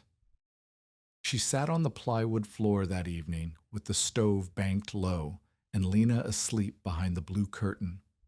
Outside, the first frost of autumn whitened the spruce tips. Inside, the polished walls held the lantern light in a warm curve that followed the shape of the fuselage from one end to the other. The light passed over Nora's awl, and her father's snips, and the chalk line Lena had drawn, and the burn scar on Marit's wrist, and none of these things needed to be explained because they explained themselves, and the silence in the aircraft home was not empty, but full, the way a room is full when it contains everything that matters and nothing that does not. Autumn. 1971 brought cold early. By mid-October, the creek was frozen solid, and the first snow crusted hard enough to walk on. Marit spent the weeks after Nora's death the way she had spent the weeks after the cabin fire, working. She reinforced the vestibule. She added a second layer of skirting. She recaulked every seam with fresh pine pitch compound. She cut and stacked 3 cords of spruce as backup fuel, because the diesel supply, while efficient, depended on a freight delivery she could not guarantee. She did not speak about Nora. She did not need to. The aircraft home was a conversation with Nora that continued every time Marit checked the vent, inspected the insulation, or banked snow against the lower wall. The secondary crisis came in October 1972, a full year after the aircraft home was built, and a full year after Nora had first walked out of the tree line and said the hill had more years than Marit did. A young couple named Torsten and Christy Flatten had taken up a homestead 8 miles south of Bettles in the spring of '72. They were 24 and 22 from Minot, North Dakota, and they had come to Alaska with more determination than experience. Their cabin was built green and chinked poorly, and by October the floor draft was constant, and the stove consumed wood at a rate that left Torsten splitting and hauling from dawn until the light failed. Their daughter was 3 months old. On October 19th, an early freeze drove temperatures to -31 before the Flattens had finished winterizing.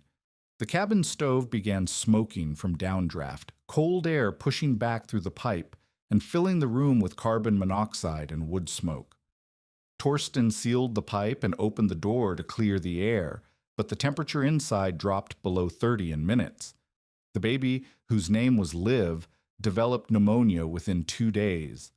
Orville flu medicine from Fairbanks, antibiotics, a thermometer, instructions from a doctor who had never seen the cabin and never would. But the medicine needed a warm room to work in, and the Flattens' cabin was not a warm room.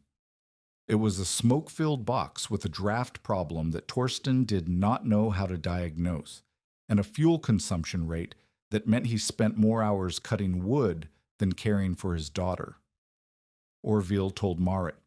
She went the next morning, carrying a canvas roll that held 3 aircraft insulation blankets, a sheet of aluminum, a bag of moss, a smoke test punk stick, and Nora's awl. She took the awl not because she needed it for the repair, but because holding it made Nora's voice louder in her head, and she needed that voice telling her what to look for. The Flattanes' cabin was everything Marit's aircraft home was not. Log walls with gaps she could see daylight through, a floor laid directly on frozen ground with no airspace beneath, no vestibule, no skirt, one vent that had been stuffed with rags because Christy was afraid of the cold it let in.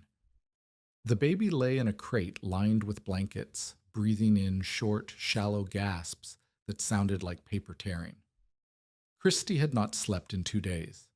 Torsten's hands were raw from splitting wood, and the woodpile outside had shrunk to less than half a cord. The cabin smelled of smoke and damp wool and fear. Marit did not criticize. She did not offer comfort. She lit the punk stick and walked the perimeter. The smoke told the story. Draft at every baseboard joint. Draft at the window frame. Draft at the door, which had shrunk and now hung a 1/4 inch from the frame on the hinge side. A massive draft at the stovepipe, where the cold air that pooled on the roof poured down the flue and pushed smoke into the room. Marit built a temporary warm room. She hung aircraft insulation blankets from the ceiling joists, creating a curtained space roughly 6 feet by 8 feet around the baby's crib and the stove. She sealed the floor inside the curtained space with moss packed into every gap. She hung the aluminum sheet behind the stove as a heat reflector. She cleared the vent. "You leave this open," she said, with Nora's exact inflection, and Christy heard something in Marit's voice that made her nod instead of argue. She showed Torsten how to fix the downdraft, extending the stovepipe 3 feet higher with a section of metal she had brought, raising it above the roofline turbulence that had been pushing cold air back down the flue. The curtained warm room held above 60 degrees within an hour. The smoke cleared. The baby's breathing eased by the second night. Marit stayed for 2 days, sleeping on the flattened floor outside the curtained space, checking the vent every 4 hours, teaching Torsten the smoke test, showing Christy how to pack moss into baseboard gaps with a flat stick, and how to check whether the packing had settled by holding her hand at floor level and feeling for moving air. She was not Nora. She did not have Nora's 62 years of winter knowledge or her ability to read a landscape like a sentence, but she had Nora's principles, and the principles worked the same way in a log cabin as they did in a fuselage. Seal first, heat second, breathe always.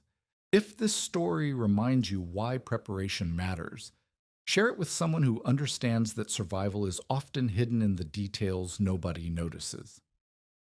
Milo Bentz watched all of this from the periphery, and what he saw was not an inspiration, but a market. By November 1972, Milo had begun selling what he called Hoagland heat kits through the supply post at Bettles. Each kit was a bundle of scrap aluminum foil, sawdust batting, and a page of hand-drawn instructions that bore no resemblance to anything Marit had built or taught. The foil was thin and creased. The sawdust was packed in flour sacks with no moisture barrier. The instructions showed a wall installation that blocked airflow completely, no vent path, no inspection access, no drainage. The kits cost $18 each, which was enough to matter and enough to make Milo a profit on materials he had acquired for almost nothing. 3 homesteaders bought kits before Marit heard about them.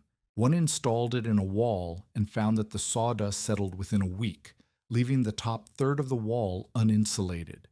Another discovered that the foil tore during installation, and the sawdust spilled into the wall cavity where it absorbed moisture and began to rot.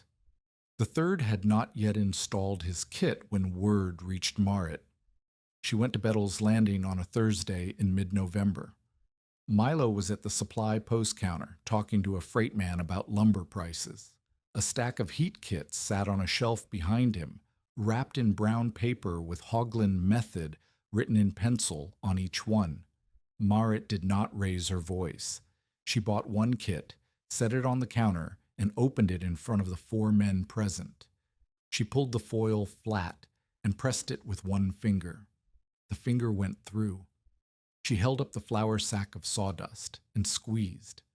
Moisture darkened the cloth. She unfolded the instruction sheet and pointed to the wall diagram. "Where is the vent?" she asked. Milo said the vent was not necessary for a wall installation. "Every enclosed insulation cavity needs airflow to prevent moisture buildup," Marit said. "A sealed wall with wet sawdust and no air path will grow mold in 3 weeks and rot the logs behind it in 1 winter. This kit will make a cabin colder, not warmer. And the sawdust settling means the top of the wall is bare metal or bare log with no insulation at all, which is where warm air rises and where heat loss is greatest." She was not performing. She was diagnosing the way she had diagnosed June's cabin with a punk stick and the Flatten's cabin with a hand at floor level. The kit was a technical object, and it was technically wrong, and the wrongness was specific and measurable and visible to anyone in the room who looked. Milo said she was protecting her reputation, not people's safety. Marit said, "Install one in your own shed, run your heater for 2 weeks, then open the wall and show me dry sawdust." He did not answer. The freight man at the counter looked at the torn foil, the damp sawdust, the instruction sheet with no vent. He put his wallet back in his coat. Milo's kit sales stopped within a week. The three homesteaders who had purchased kits removed them. One of them, the trapper Doll, who had already lost 3 toes to the cold and was not interested in losing more to bad advice, came to Merritt and asked her to inspect his cabin instead. But Milo was not finished. The humiliation of the kit dismantling was public, and public humiliation in a small community does not heal. It festers. Milo began telling people that Merritt's salvage complaint was progressing, that the trooper had confirmed the wreck was government property, that her homestead filing was under review.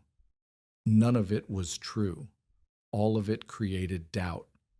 The salvage complaint sat in a Fairbanks office, unprocessed, waiting for a bureaucrat to read it and a lawyer to assess it. It would take months. In the meantime, Milo's weapon was uncertainty. As long as the complaint existed, Merritt could not prove she had the right to the wreck. And as long as she could not prove it, every improvement she made to the aircraft home was a bet against a system that could erase it with a single ruling. She kept building. She had been keeping records since the first temperature reading on the flour sack, and records were a form of armor that bureaucrats understood. She documented every repair, every improvement, every measurement. She noted dates, materials, hours of labor. If someone came to take the aircraft home, they would find a structure so thoroughly documented that taking it would require explaining why 15 months of work and a child's survival mattered less than a verbal agreement that existed only in Milo Bentz's memory. Autumn deepened. The days shortened. The second winter approached. And this time, Merritt faced it not with desperation, but with knowledge, tested, recorded, proven knowledge that the aircraft home worked, that the principles behind it were sound, and that the country she had chosen to live in could be survived by someone who listened more than she spoke and built more than she promised. 3 households copied her vestibule design before the first hard freeze. 2 sealed their floor drafts using her smoke test method. June's cabin, rechinked and properly skirted, burned 1/3 less wood than the previous winter. The aircraft home stood in the clearing, its aluminum walls duller now than they had been the first winter, scratched, dented, patched with 3 different alloys, smoked near the stove collar, weathered in the way that only real things weather, which is to say unevenly and honestly. Inside, Lena's chalk line was still visible under a layer of soot. The blue curtain hung over the sleeping platform. Nora's awl rested on the shelf beside Peter Hogland's aviation snips. The stove ticked in the cold. Outside, the first snow of the season settled on the fuselage roof and melted along the seam where the stovepipe rose, a thin line of warmth visible against the white, proof that something inside was working, holding, keeping the cold on the side of the wall where it belonged. By the summer of 1972, Merritt's homestead had become a place people visited on purpose, not to gawk. The novelty of the tin can had worn thin, but to ask questions, specific questions. How thick was the insulation behind the nose seam? What angle did the vent baffle sit at? How far above the ground should the floor be to prevent conductive loss without creating a wind tunnel beneath the structure? How did she manage condensation at the joints without letting moisture reach the batting? The questions came from trappers who had lost shelters, from homesteaders who burned too much wood, from a road crew foreman who had lost 2 wall tents to frost load and needed a design for a winter field shelter that could be assembled from materials already on site, from Orville, who had begun carrying a folded sketch in his plane, a diagram Merritt had drawn on the back of a flour sack showing the cross-section of an insulated wall with vent paths marked in red, and giving it to anyone who said the words he had heard 100 times, "I just need more fuel." The sketch said 3 things: seal first, heat second, breathe always. Nora's words, written in Merritt's hand, carried in Orville's plane across a country where the distance between knowing and not knowing was sometimes the distance between living and not. Marit built a teaching wall. She took a section of fuselage skin, 4 feet wide, 6 feet tall, and mounted it on posts outside the aircraft home. Behind it, she installed a cutaway display. Insulation batting visible through a window she had cut in the aluminum, the moisture barrier peeled back to show the fiberglass, the dead air space between the skin and the inner liner measured and labeled with chalk marks. She hung a smoke stick on a hook beside it and a thermometer on each side. Anyone who came to learn could stand in front of the teaching wall and see exactly what was happening inside the structure they could not see through. She did not charge for lessons. She did not call them lessons. She called them measurements, because measurement was what she trusted, and because calling something a lesson implied that the teacher knew more than the student, which was not always true. Torsten Flaten, the young homesteader whose baby Marit had helped save, returned in the spring with a modification to her vent baffle design, a curved lip that reduced downdraft without restricting airflow. He had thought of it while watching smoke move through his own repaired stovepipe. Marit tested it. It worked. She added it to the teaching wall. The trapper Dahl, who had lost 3 toes in his wall tent, built a small cabin using Marit's principles entirely: tight walls sealed with moss and pitch, a raised floor with skirting, a vestibule entry, 2 vents, and interior walls lined with aircraft insulation blankets Marit had given him from the remaining wreck material. His fuel consumption the following winter was less than half what his neighbors reported. He told people about it the way he told people about good fishing spots, quietly, to the people he thought deserved to know. June Satterley's cabin, rechinked and properly skirted and equipped with the vestibule her boys had helped build, performed so well through the winter of 72 to 73 that June stopped recording fuel use out of what she called smugness, which is the only emotion that keeps you warm for free. She became the person other women came to first, because June could explain the principles without the aircraft terminology that Marit sometimes fell into. June said it plainly. Your cabin is leaking. Here is where. Here is how to stop it. Do it before Tuesday because the weather is coming. The innovation did not spread as a system. It spread as a vocabulary. People learned words they had not used before: dead air, thermal barrier, moisture migration, vent path, and the words changed the way they thought about the structures they already lived in. A cabin was no longer just logs and chinking. It was a set of relationships between materials, each one conducting or resisting heat, each one either helping or hurting the effort to stay warm. The change was not dramatic. It was the kind of change that saved fuel and fingers and, once in a while, lives. And it happened so gradually that most people did not notice it was happening until they looked at their woodpile in March and realized they had wood left over for the first time in memory.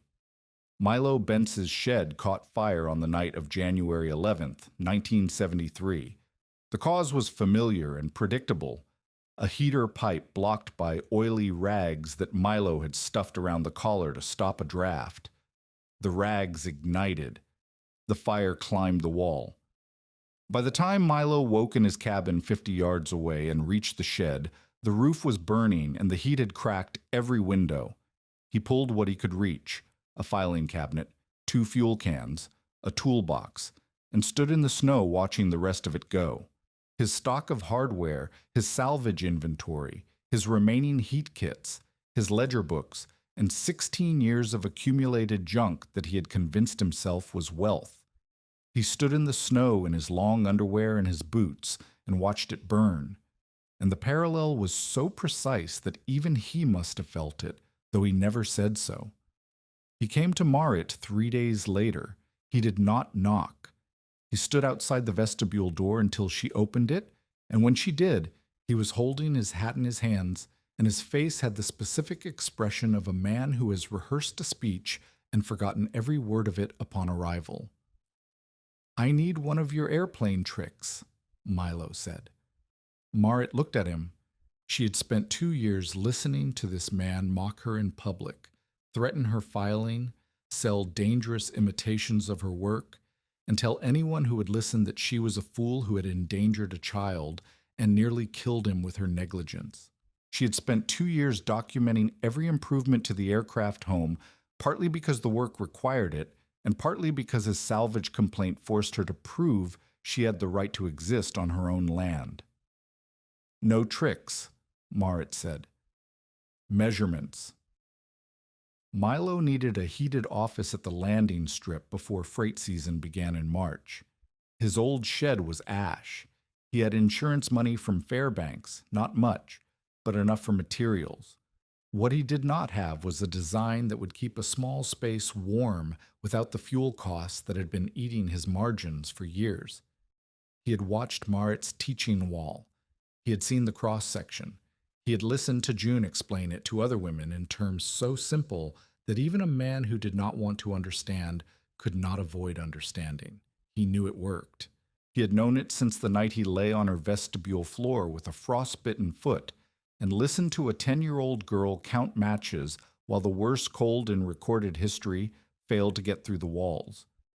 Marit told him what materials to buy.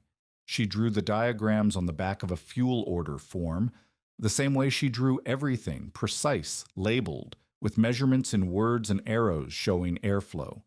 She specified the vent size, the insulation thickness, the floor height, the stovepipe clearance, and the distance between the inner wall surface and the outer skin where dead air would sit and do the work that fuel could not. She did not build it for him. She gave him the measurements and let him hire the labor, 2 men from Bettles who had built cabins all their lives and had never been told to leave a gap between the walls. They questioned it. Milo, for the first time in his life, told another man to follow a woman's instructions. The irony was so thick that one of the builders later said it was warmer than the insulation. When the office was framed and sheathed and insulated, Marit inspected it. She brought the smoke stick and walked every seam, every joint, every corner where 2 surfaces met. She found 2 draft points, one at the window frame where the builders had used too little caulk, and one at the floor line where a board had warped and left a gap the width of a pencil. She marked them with chalk, the same white chalk she used on everything, and Milo sealed them himself on his knees with moss and pitch while Marit watched. He did not thank her. He did not apologize for 2 years of mockery, for the salvage complaint, for the counterfeit kits, for calling her shelter a tin can and a fuel barrel and a culvert. He stood up from the floor with pitch on his hands and said, "It is tight." Marit said, "Test it in January." He tested it in January. The office used 1/3 less fuel than his old shed. It held 58 degrees with a small stove on the coldest nights. Milo told people it was his own design for about 2 weeks, and then he stopped because the teaching wall was 50 yards from his old shed site, and anyone with eyes could see where the design came from. The conversion was not graceful. It was not redemptive. It was the grudging, practical surrender of a man who had run out of alternatives and discovered that the thing he had mocked was the thing he needed, and that the woman he had tried to remove from the land was the only person who could help him stay on his own. He paid for the materials with cash up front. He signed a statement withdrawing the salvage complaint. The statement was filed in Fairbanks in February 1973, and the complaint was closed without action in April. Marit kept the withdrawal statement in the same logbook where she recorded temperatures. She did not frame it. She did not mention it. It sat between a fuel log entry and a note about replacing the vestibule door hinge, which is where it belonged, between one practical problem and the next. Lou Raskin arrived in Marit's life the way most useful things arrived, through a broken object that needed fixing. Her radio antenna had been damaged since the cabin fire.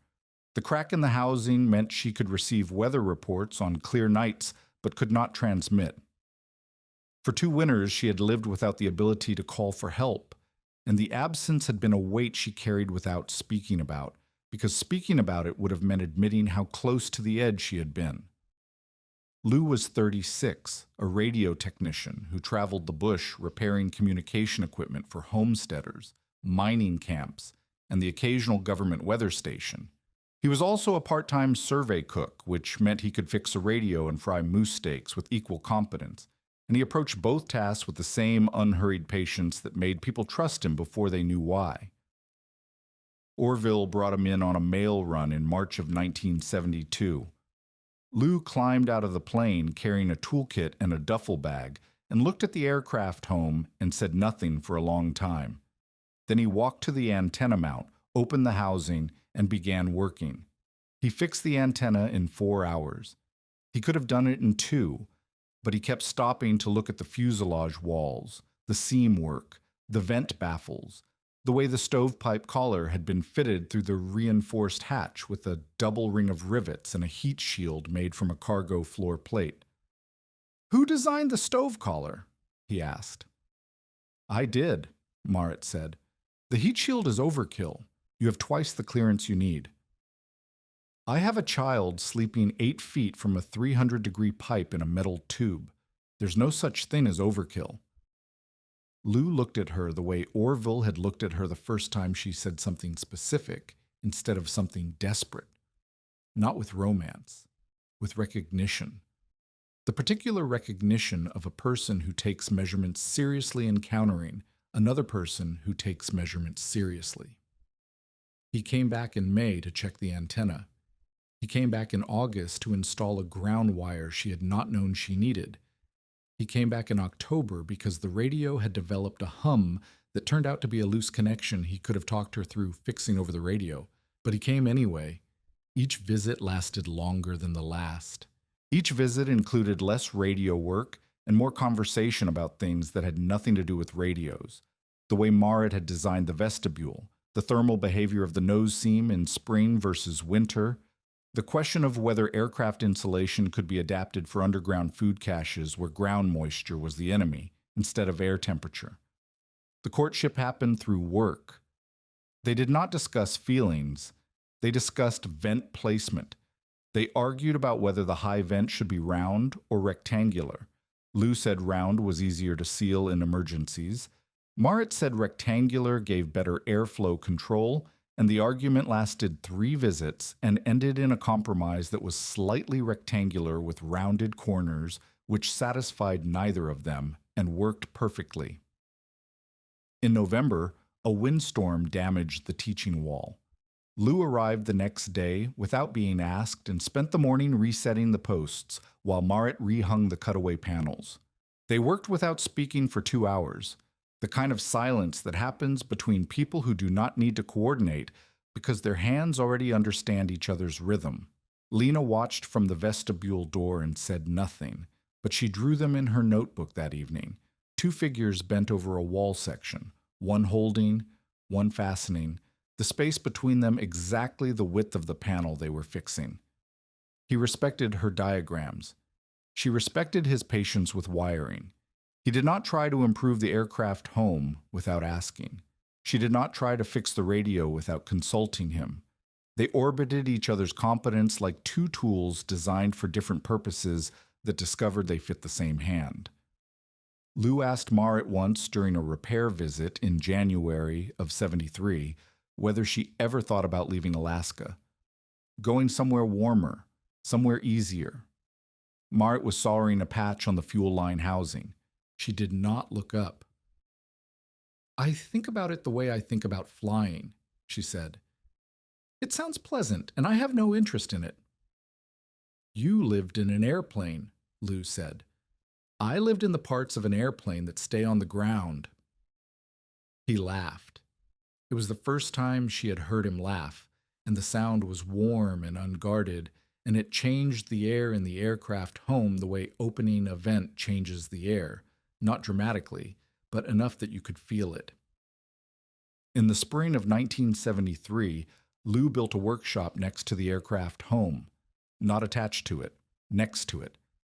A separate structure, 12 by 14 feet, insulated using Marit's principles, with its own stove and its own vent and its own door.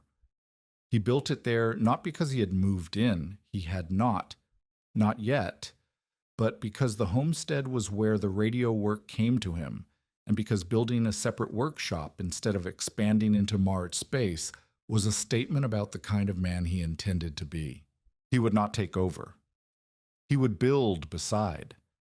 He framed the walls in 3 days. He insulated them in 2, using fiberglass batting Marit had salvaged from the remaining wreck material, bagged in moisture barriers she had sewn from heavy plastic sheeting. He built the floor raised on cribbing, the way Marit had shown him, and skirted the base with packed snow and canvas. He cut 2 vents, one low, one high, without being told because by now the principle was as obvious to him as wiring a ground connection. When he finished, he hung a thermometer on the inside wall and a thermometer on the outside wall and showed Marit the readings the first cold morning. The differential was 38 degrees. Not bad for a radio man, Marit said. Not bad for a woman who taught me without admitting she was teaching, Lou said. Marit watched him stock the workshop with radio equipment, soldering irons, coils of wire, and the steady patience that defined everything he did. Lena, who was 12 by then and missed very little, said, "He is building awfully close to our house for someone who says he is just storing tools." That autumn, Marit taught her most important class, though she did not plan it and would not have called it that. A group of 4 homesteaders, 2 couples, all new to the country, all building their first cabins, came to the homestead together. They had heard about the teaching wall. They had heard about the fuel savings. They wanted to understand. Marit walked them through the cutaway display. She showed them the insulation, the moisture barrier, the dead air space. She lit the smoke stick and held it near the seams so they could see how air moved. She showed them the temperature logs, the flour sacks covered in pencil marks that told the story of 6 winters in numbers. Then she took them inside the aircraft home. They stood in the curved aluminum space, 4 adults, Marit and Lena, and Marit did not explain anything. She let them feel it, the warmth of the walls, the stillness of the air, the way the small stove heated the entire space to 60 degrees while outside the temperature sat at 14. She let them stand there until the feeling replaced the information, because feeling was what people remembered and information was what they forgot. One of the men, a carpenter from Oregon who had come to Alaska thinking log cabins were the only honest shelter, put his hand on the polished wall and held it there. "It is warm," he said, as if the word had just been invented. "Yes," Marit said, "that is the point." The years compressed the way years do when the urgent work of survival gives way to the steady work of living. The aircraft home did not become less important. It became less remarkable. It was a home. It had always been a home. The fact that it was made of aluminum instead of logs stopped being the point sometime around the 3rd winter, when the stove hummed, and the walls held, and the polished interior had dulled to a warm bronze from lantern smoke and cooking grease, and the accumulated touch of hands that opened and closed the same vestibule door 3,000 times a year. Marit and Lou married in the summer of 1975 in a ceremony at Bettles Landing, attended by Orville June and her boys. The Flattins with Liv, now a sturdy 3-year-old who kept trying to climb the teaching wall, the trapper Doll, and 11 other people who had, at various points, believed the aircraft home would fail and had been converted by the evidence of winters that proved otherwise. Nora was not there, and her absence was present in the diamond willow walking stick that Marit had placed beside the table where the marriage license was signed. Lena left for school in Fairbanks at 15. The morning she flew out on Orville's mail run, she stood in the aircraft home and pressed her hand against the wall where her chalk line was, the way she had pressed her hand there the first day the fuselage section arrived. A 10-year-old girl measuring her own height against the curve of an airplane she did not yet know would keep her alive. She was taller now. The chalk line was at her waist. She traced it with her finger and said, "I was small." "You were brave," Marit said. "I was cold," Lena said. Being brave was the only other option. She came back every summer and helped Marit record the temperature logs that had become a ritual so embedded in the homestead's rhythm that skipping a reading felt like skipping a meal. By 1976, the logs filled 3 flour sacks and constituted the most detailed private climate record in the Koyukuk drainage. 6 years of daily readings inside and out, with fuel consumption, wind notes, and condensation observations that a weather researcher from the University of Alaska would later call the most useful data set he had ever received from a non-scientist. He offered to publish it. Marit said he could publish the numbers but not her name, because the numbers were the point and the name was not. Marit never became rich. The homestead produced enough. Fur, some guiding income, Lou's radio repair work, to stay solvent without comfort. What she became instead was reliable. The word traveled the way Hoglin's tin can had once traveled, but it went further and lasted longer because reliability was rarer than mockery and more useful. When a pipe froze at the schoolhouse, they called Marit. When a new homesteader arrived with too much confidence and not enough insulation, Orville flew them to Marit before they unpacked. When the road crew needed a field shelter design, they asked Marit, and the shelter they built lasted 9 winters and housed 14 different crews before a budget line item retired it in favor of a manufactured trailer that cost 40 times as much and kept men half as warm. She kept the teaching wall maintained until 1981, when a storm took the posts, and she rebuilt it with Lou's help and Lena's, the 3 of them working in September rain, driving new posts into ground that Marit had first walked as a widow with a burned cabin and a sick child and $247 in a tin box. Lou held the posts while Marit tamped. Lena rehung the cutaway panels and added a new one, a section showing the vestibule airlock principle, with arrows drawn in red paint showing the path of cold air, warm air, and the dead space between doors where neither won.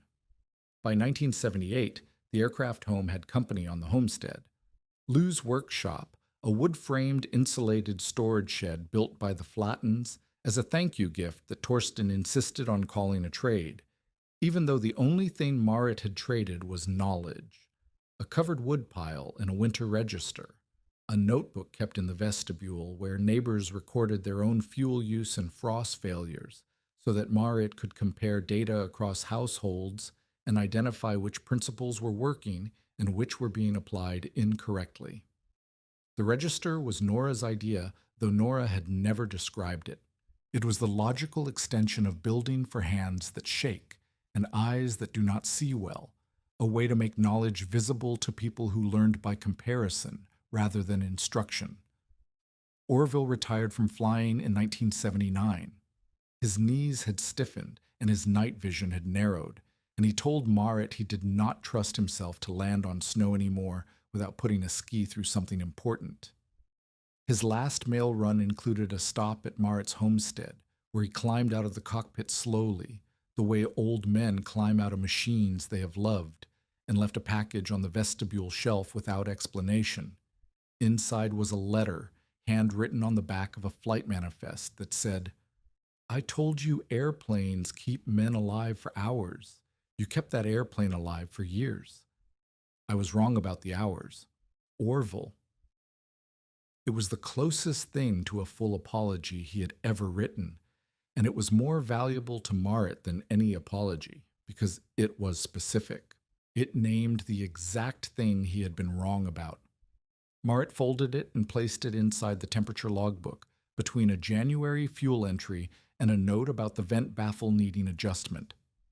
June Satterley moved to Fairbanks in 1980 to be closer to her boys, who had taken jobs with the pipeline. Before she left, she visited every cabin she had helped winterize, 7 of them, spread across 30 miles of river country, and gave each household the same instruction. Do the smoke test in October. Do it again in January. If the smoke moves, you have work to do. At Marit's homestead, she stood in the aircraft home for a long time, looking at the walls she had once said would sweat and freeze. And she said, "I was right about the sweating. You were right about everything else."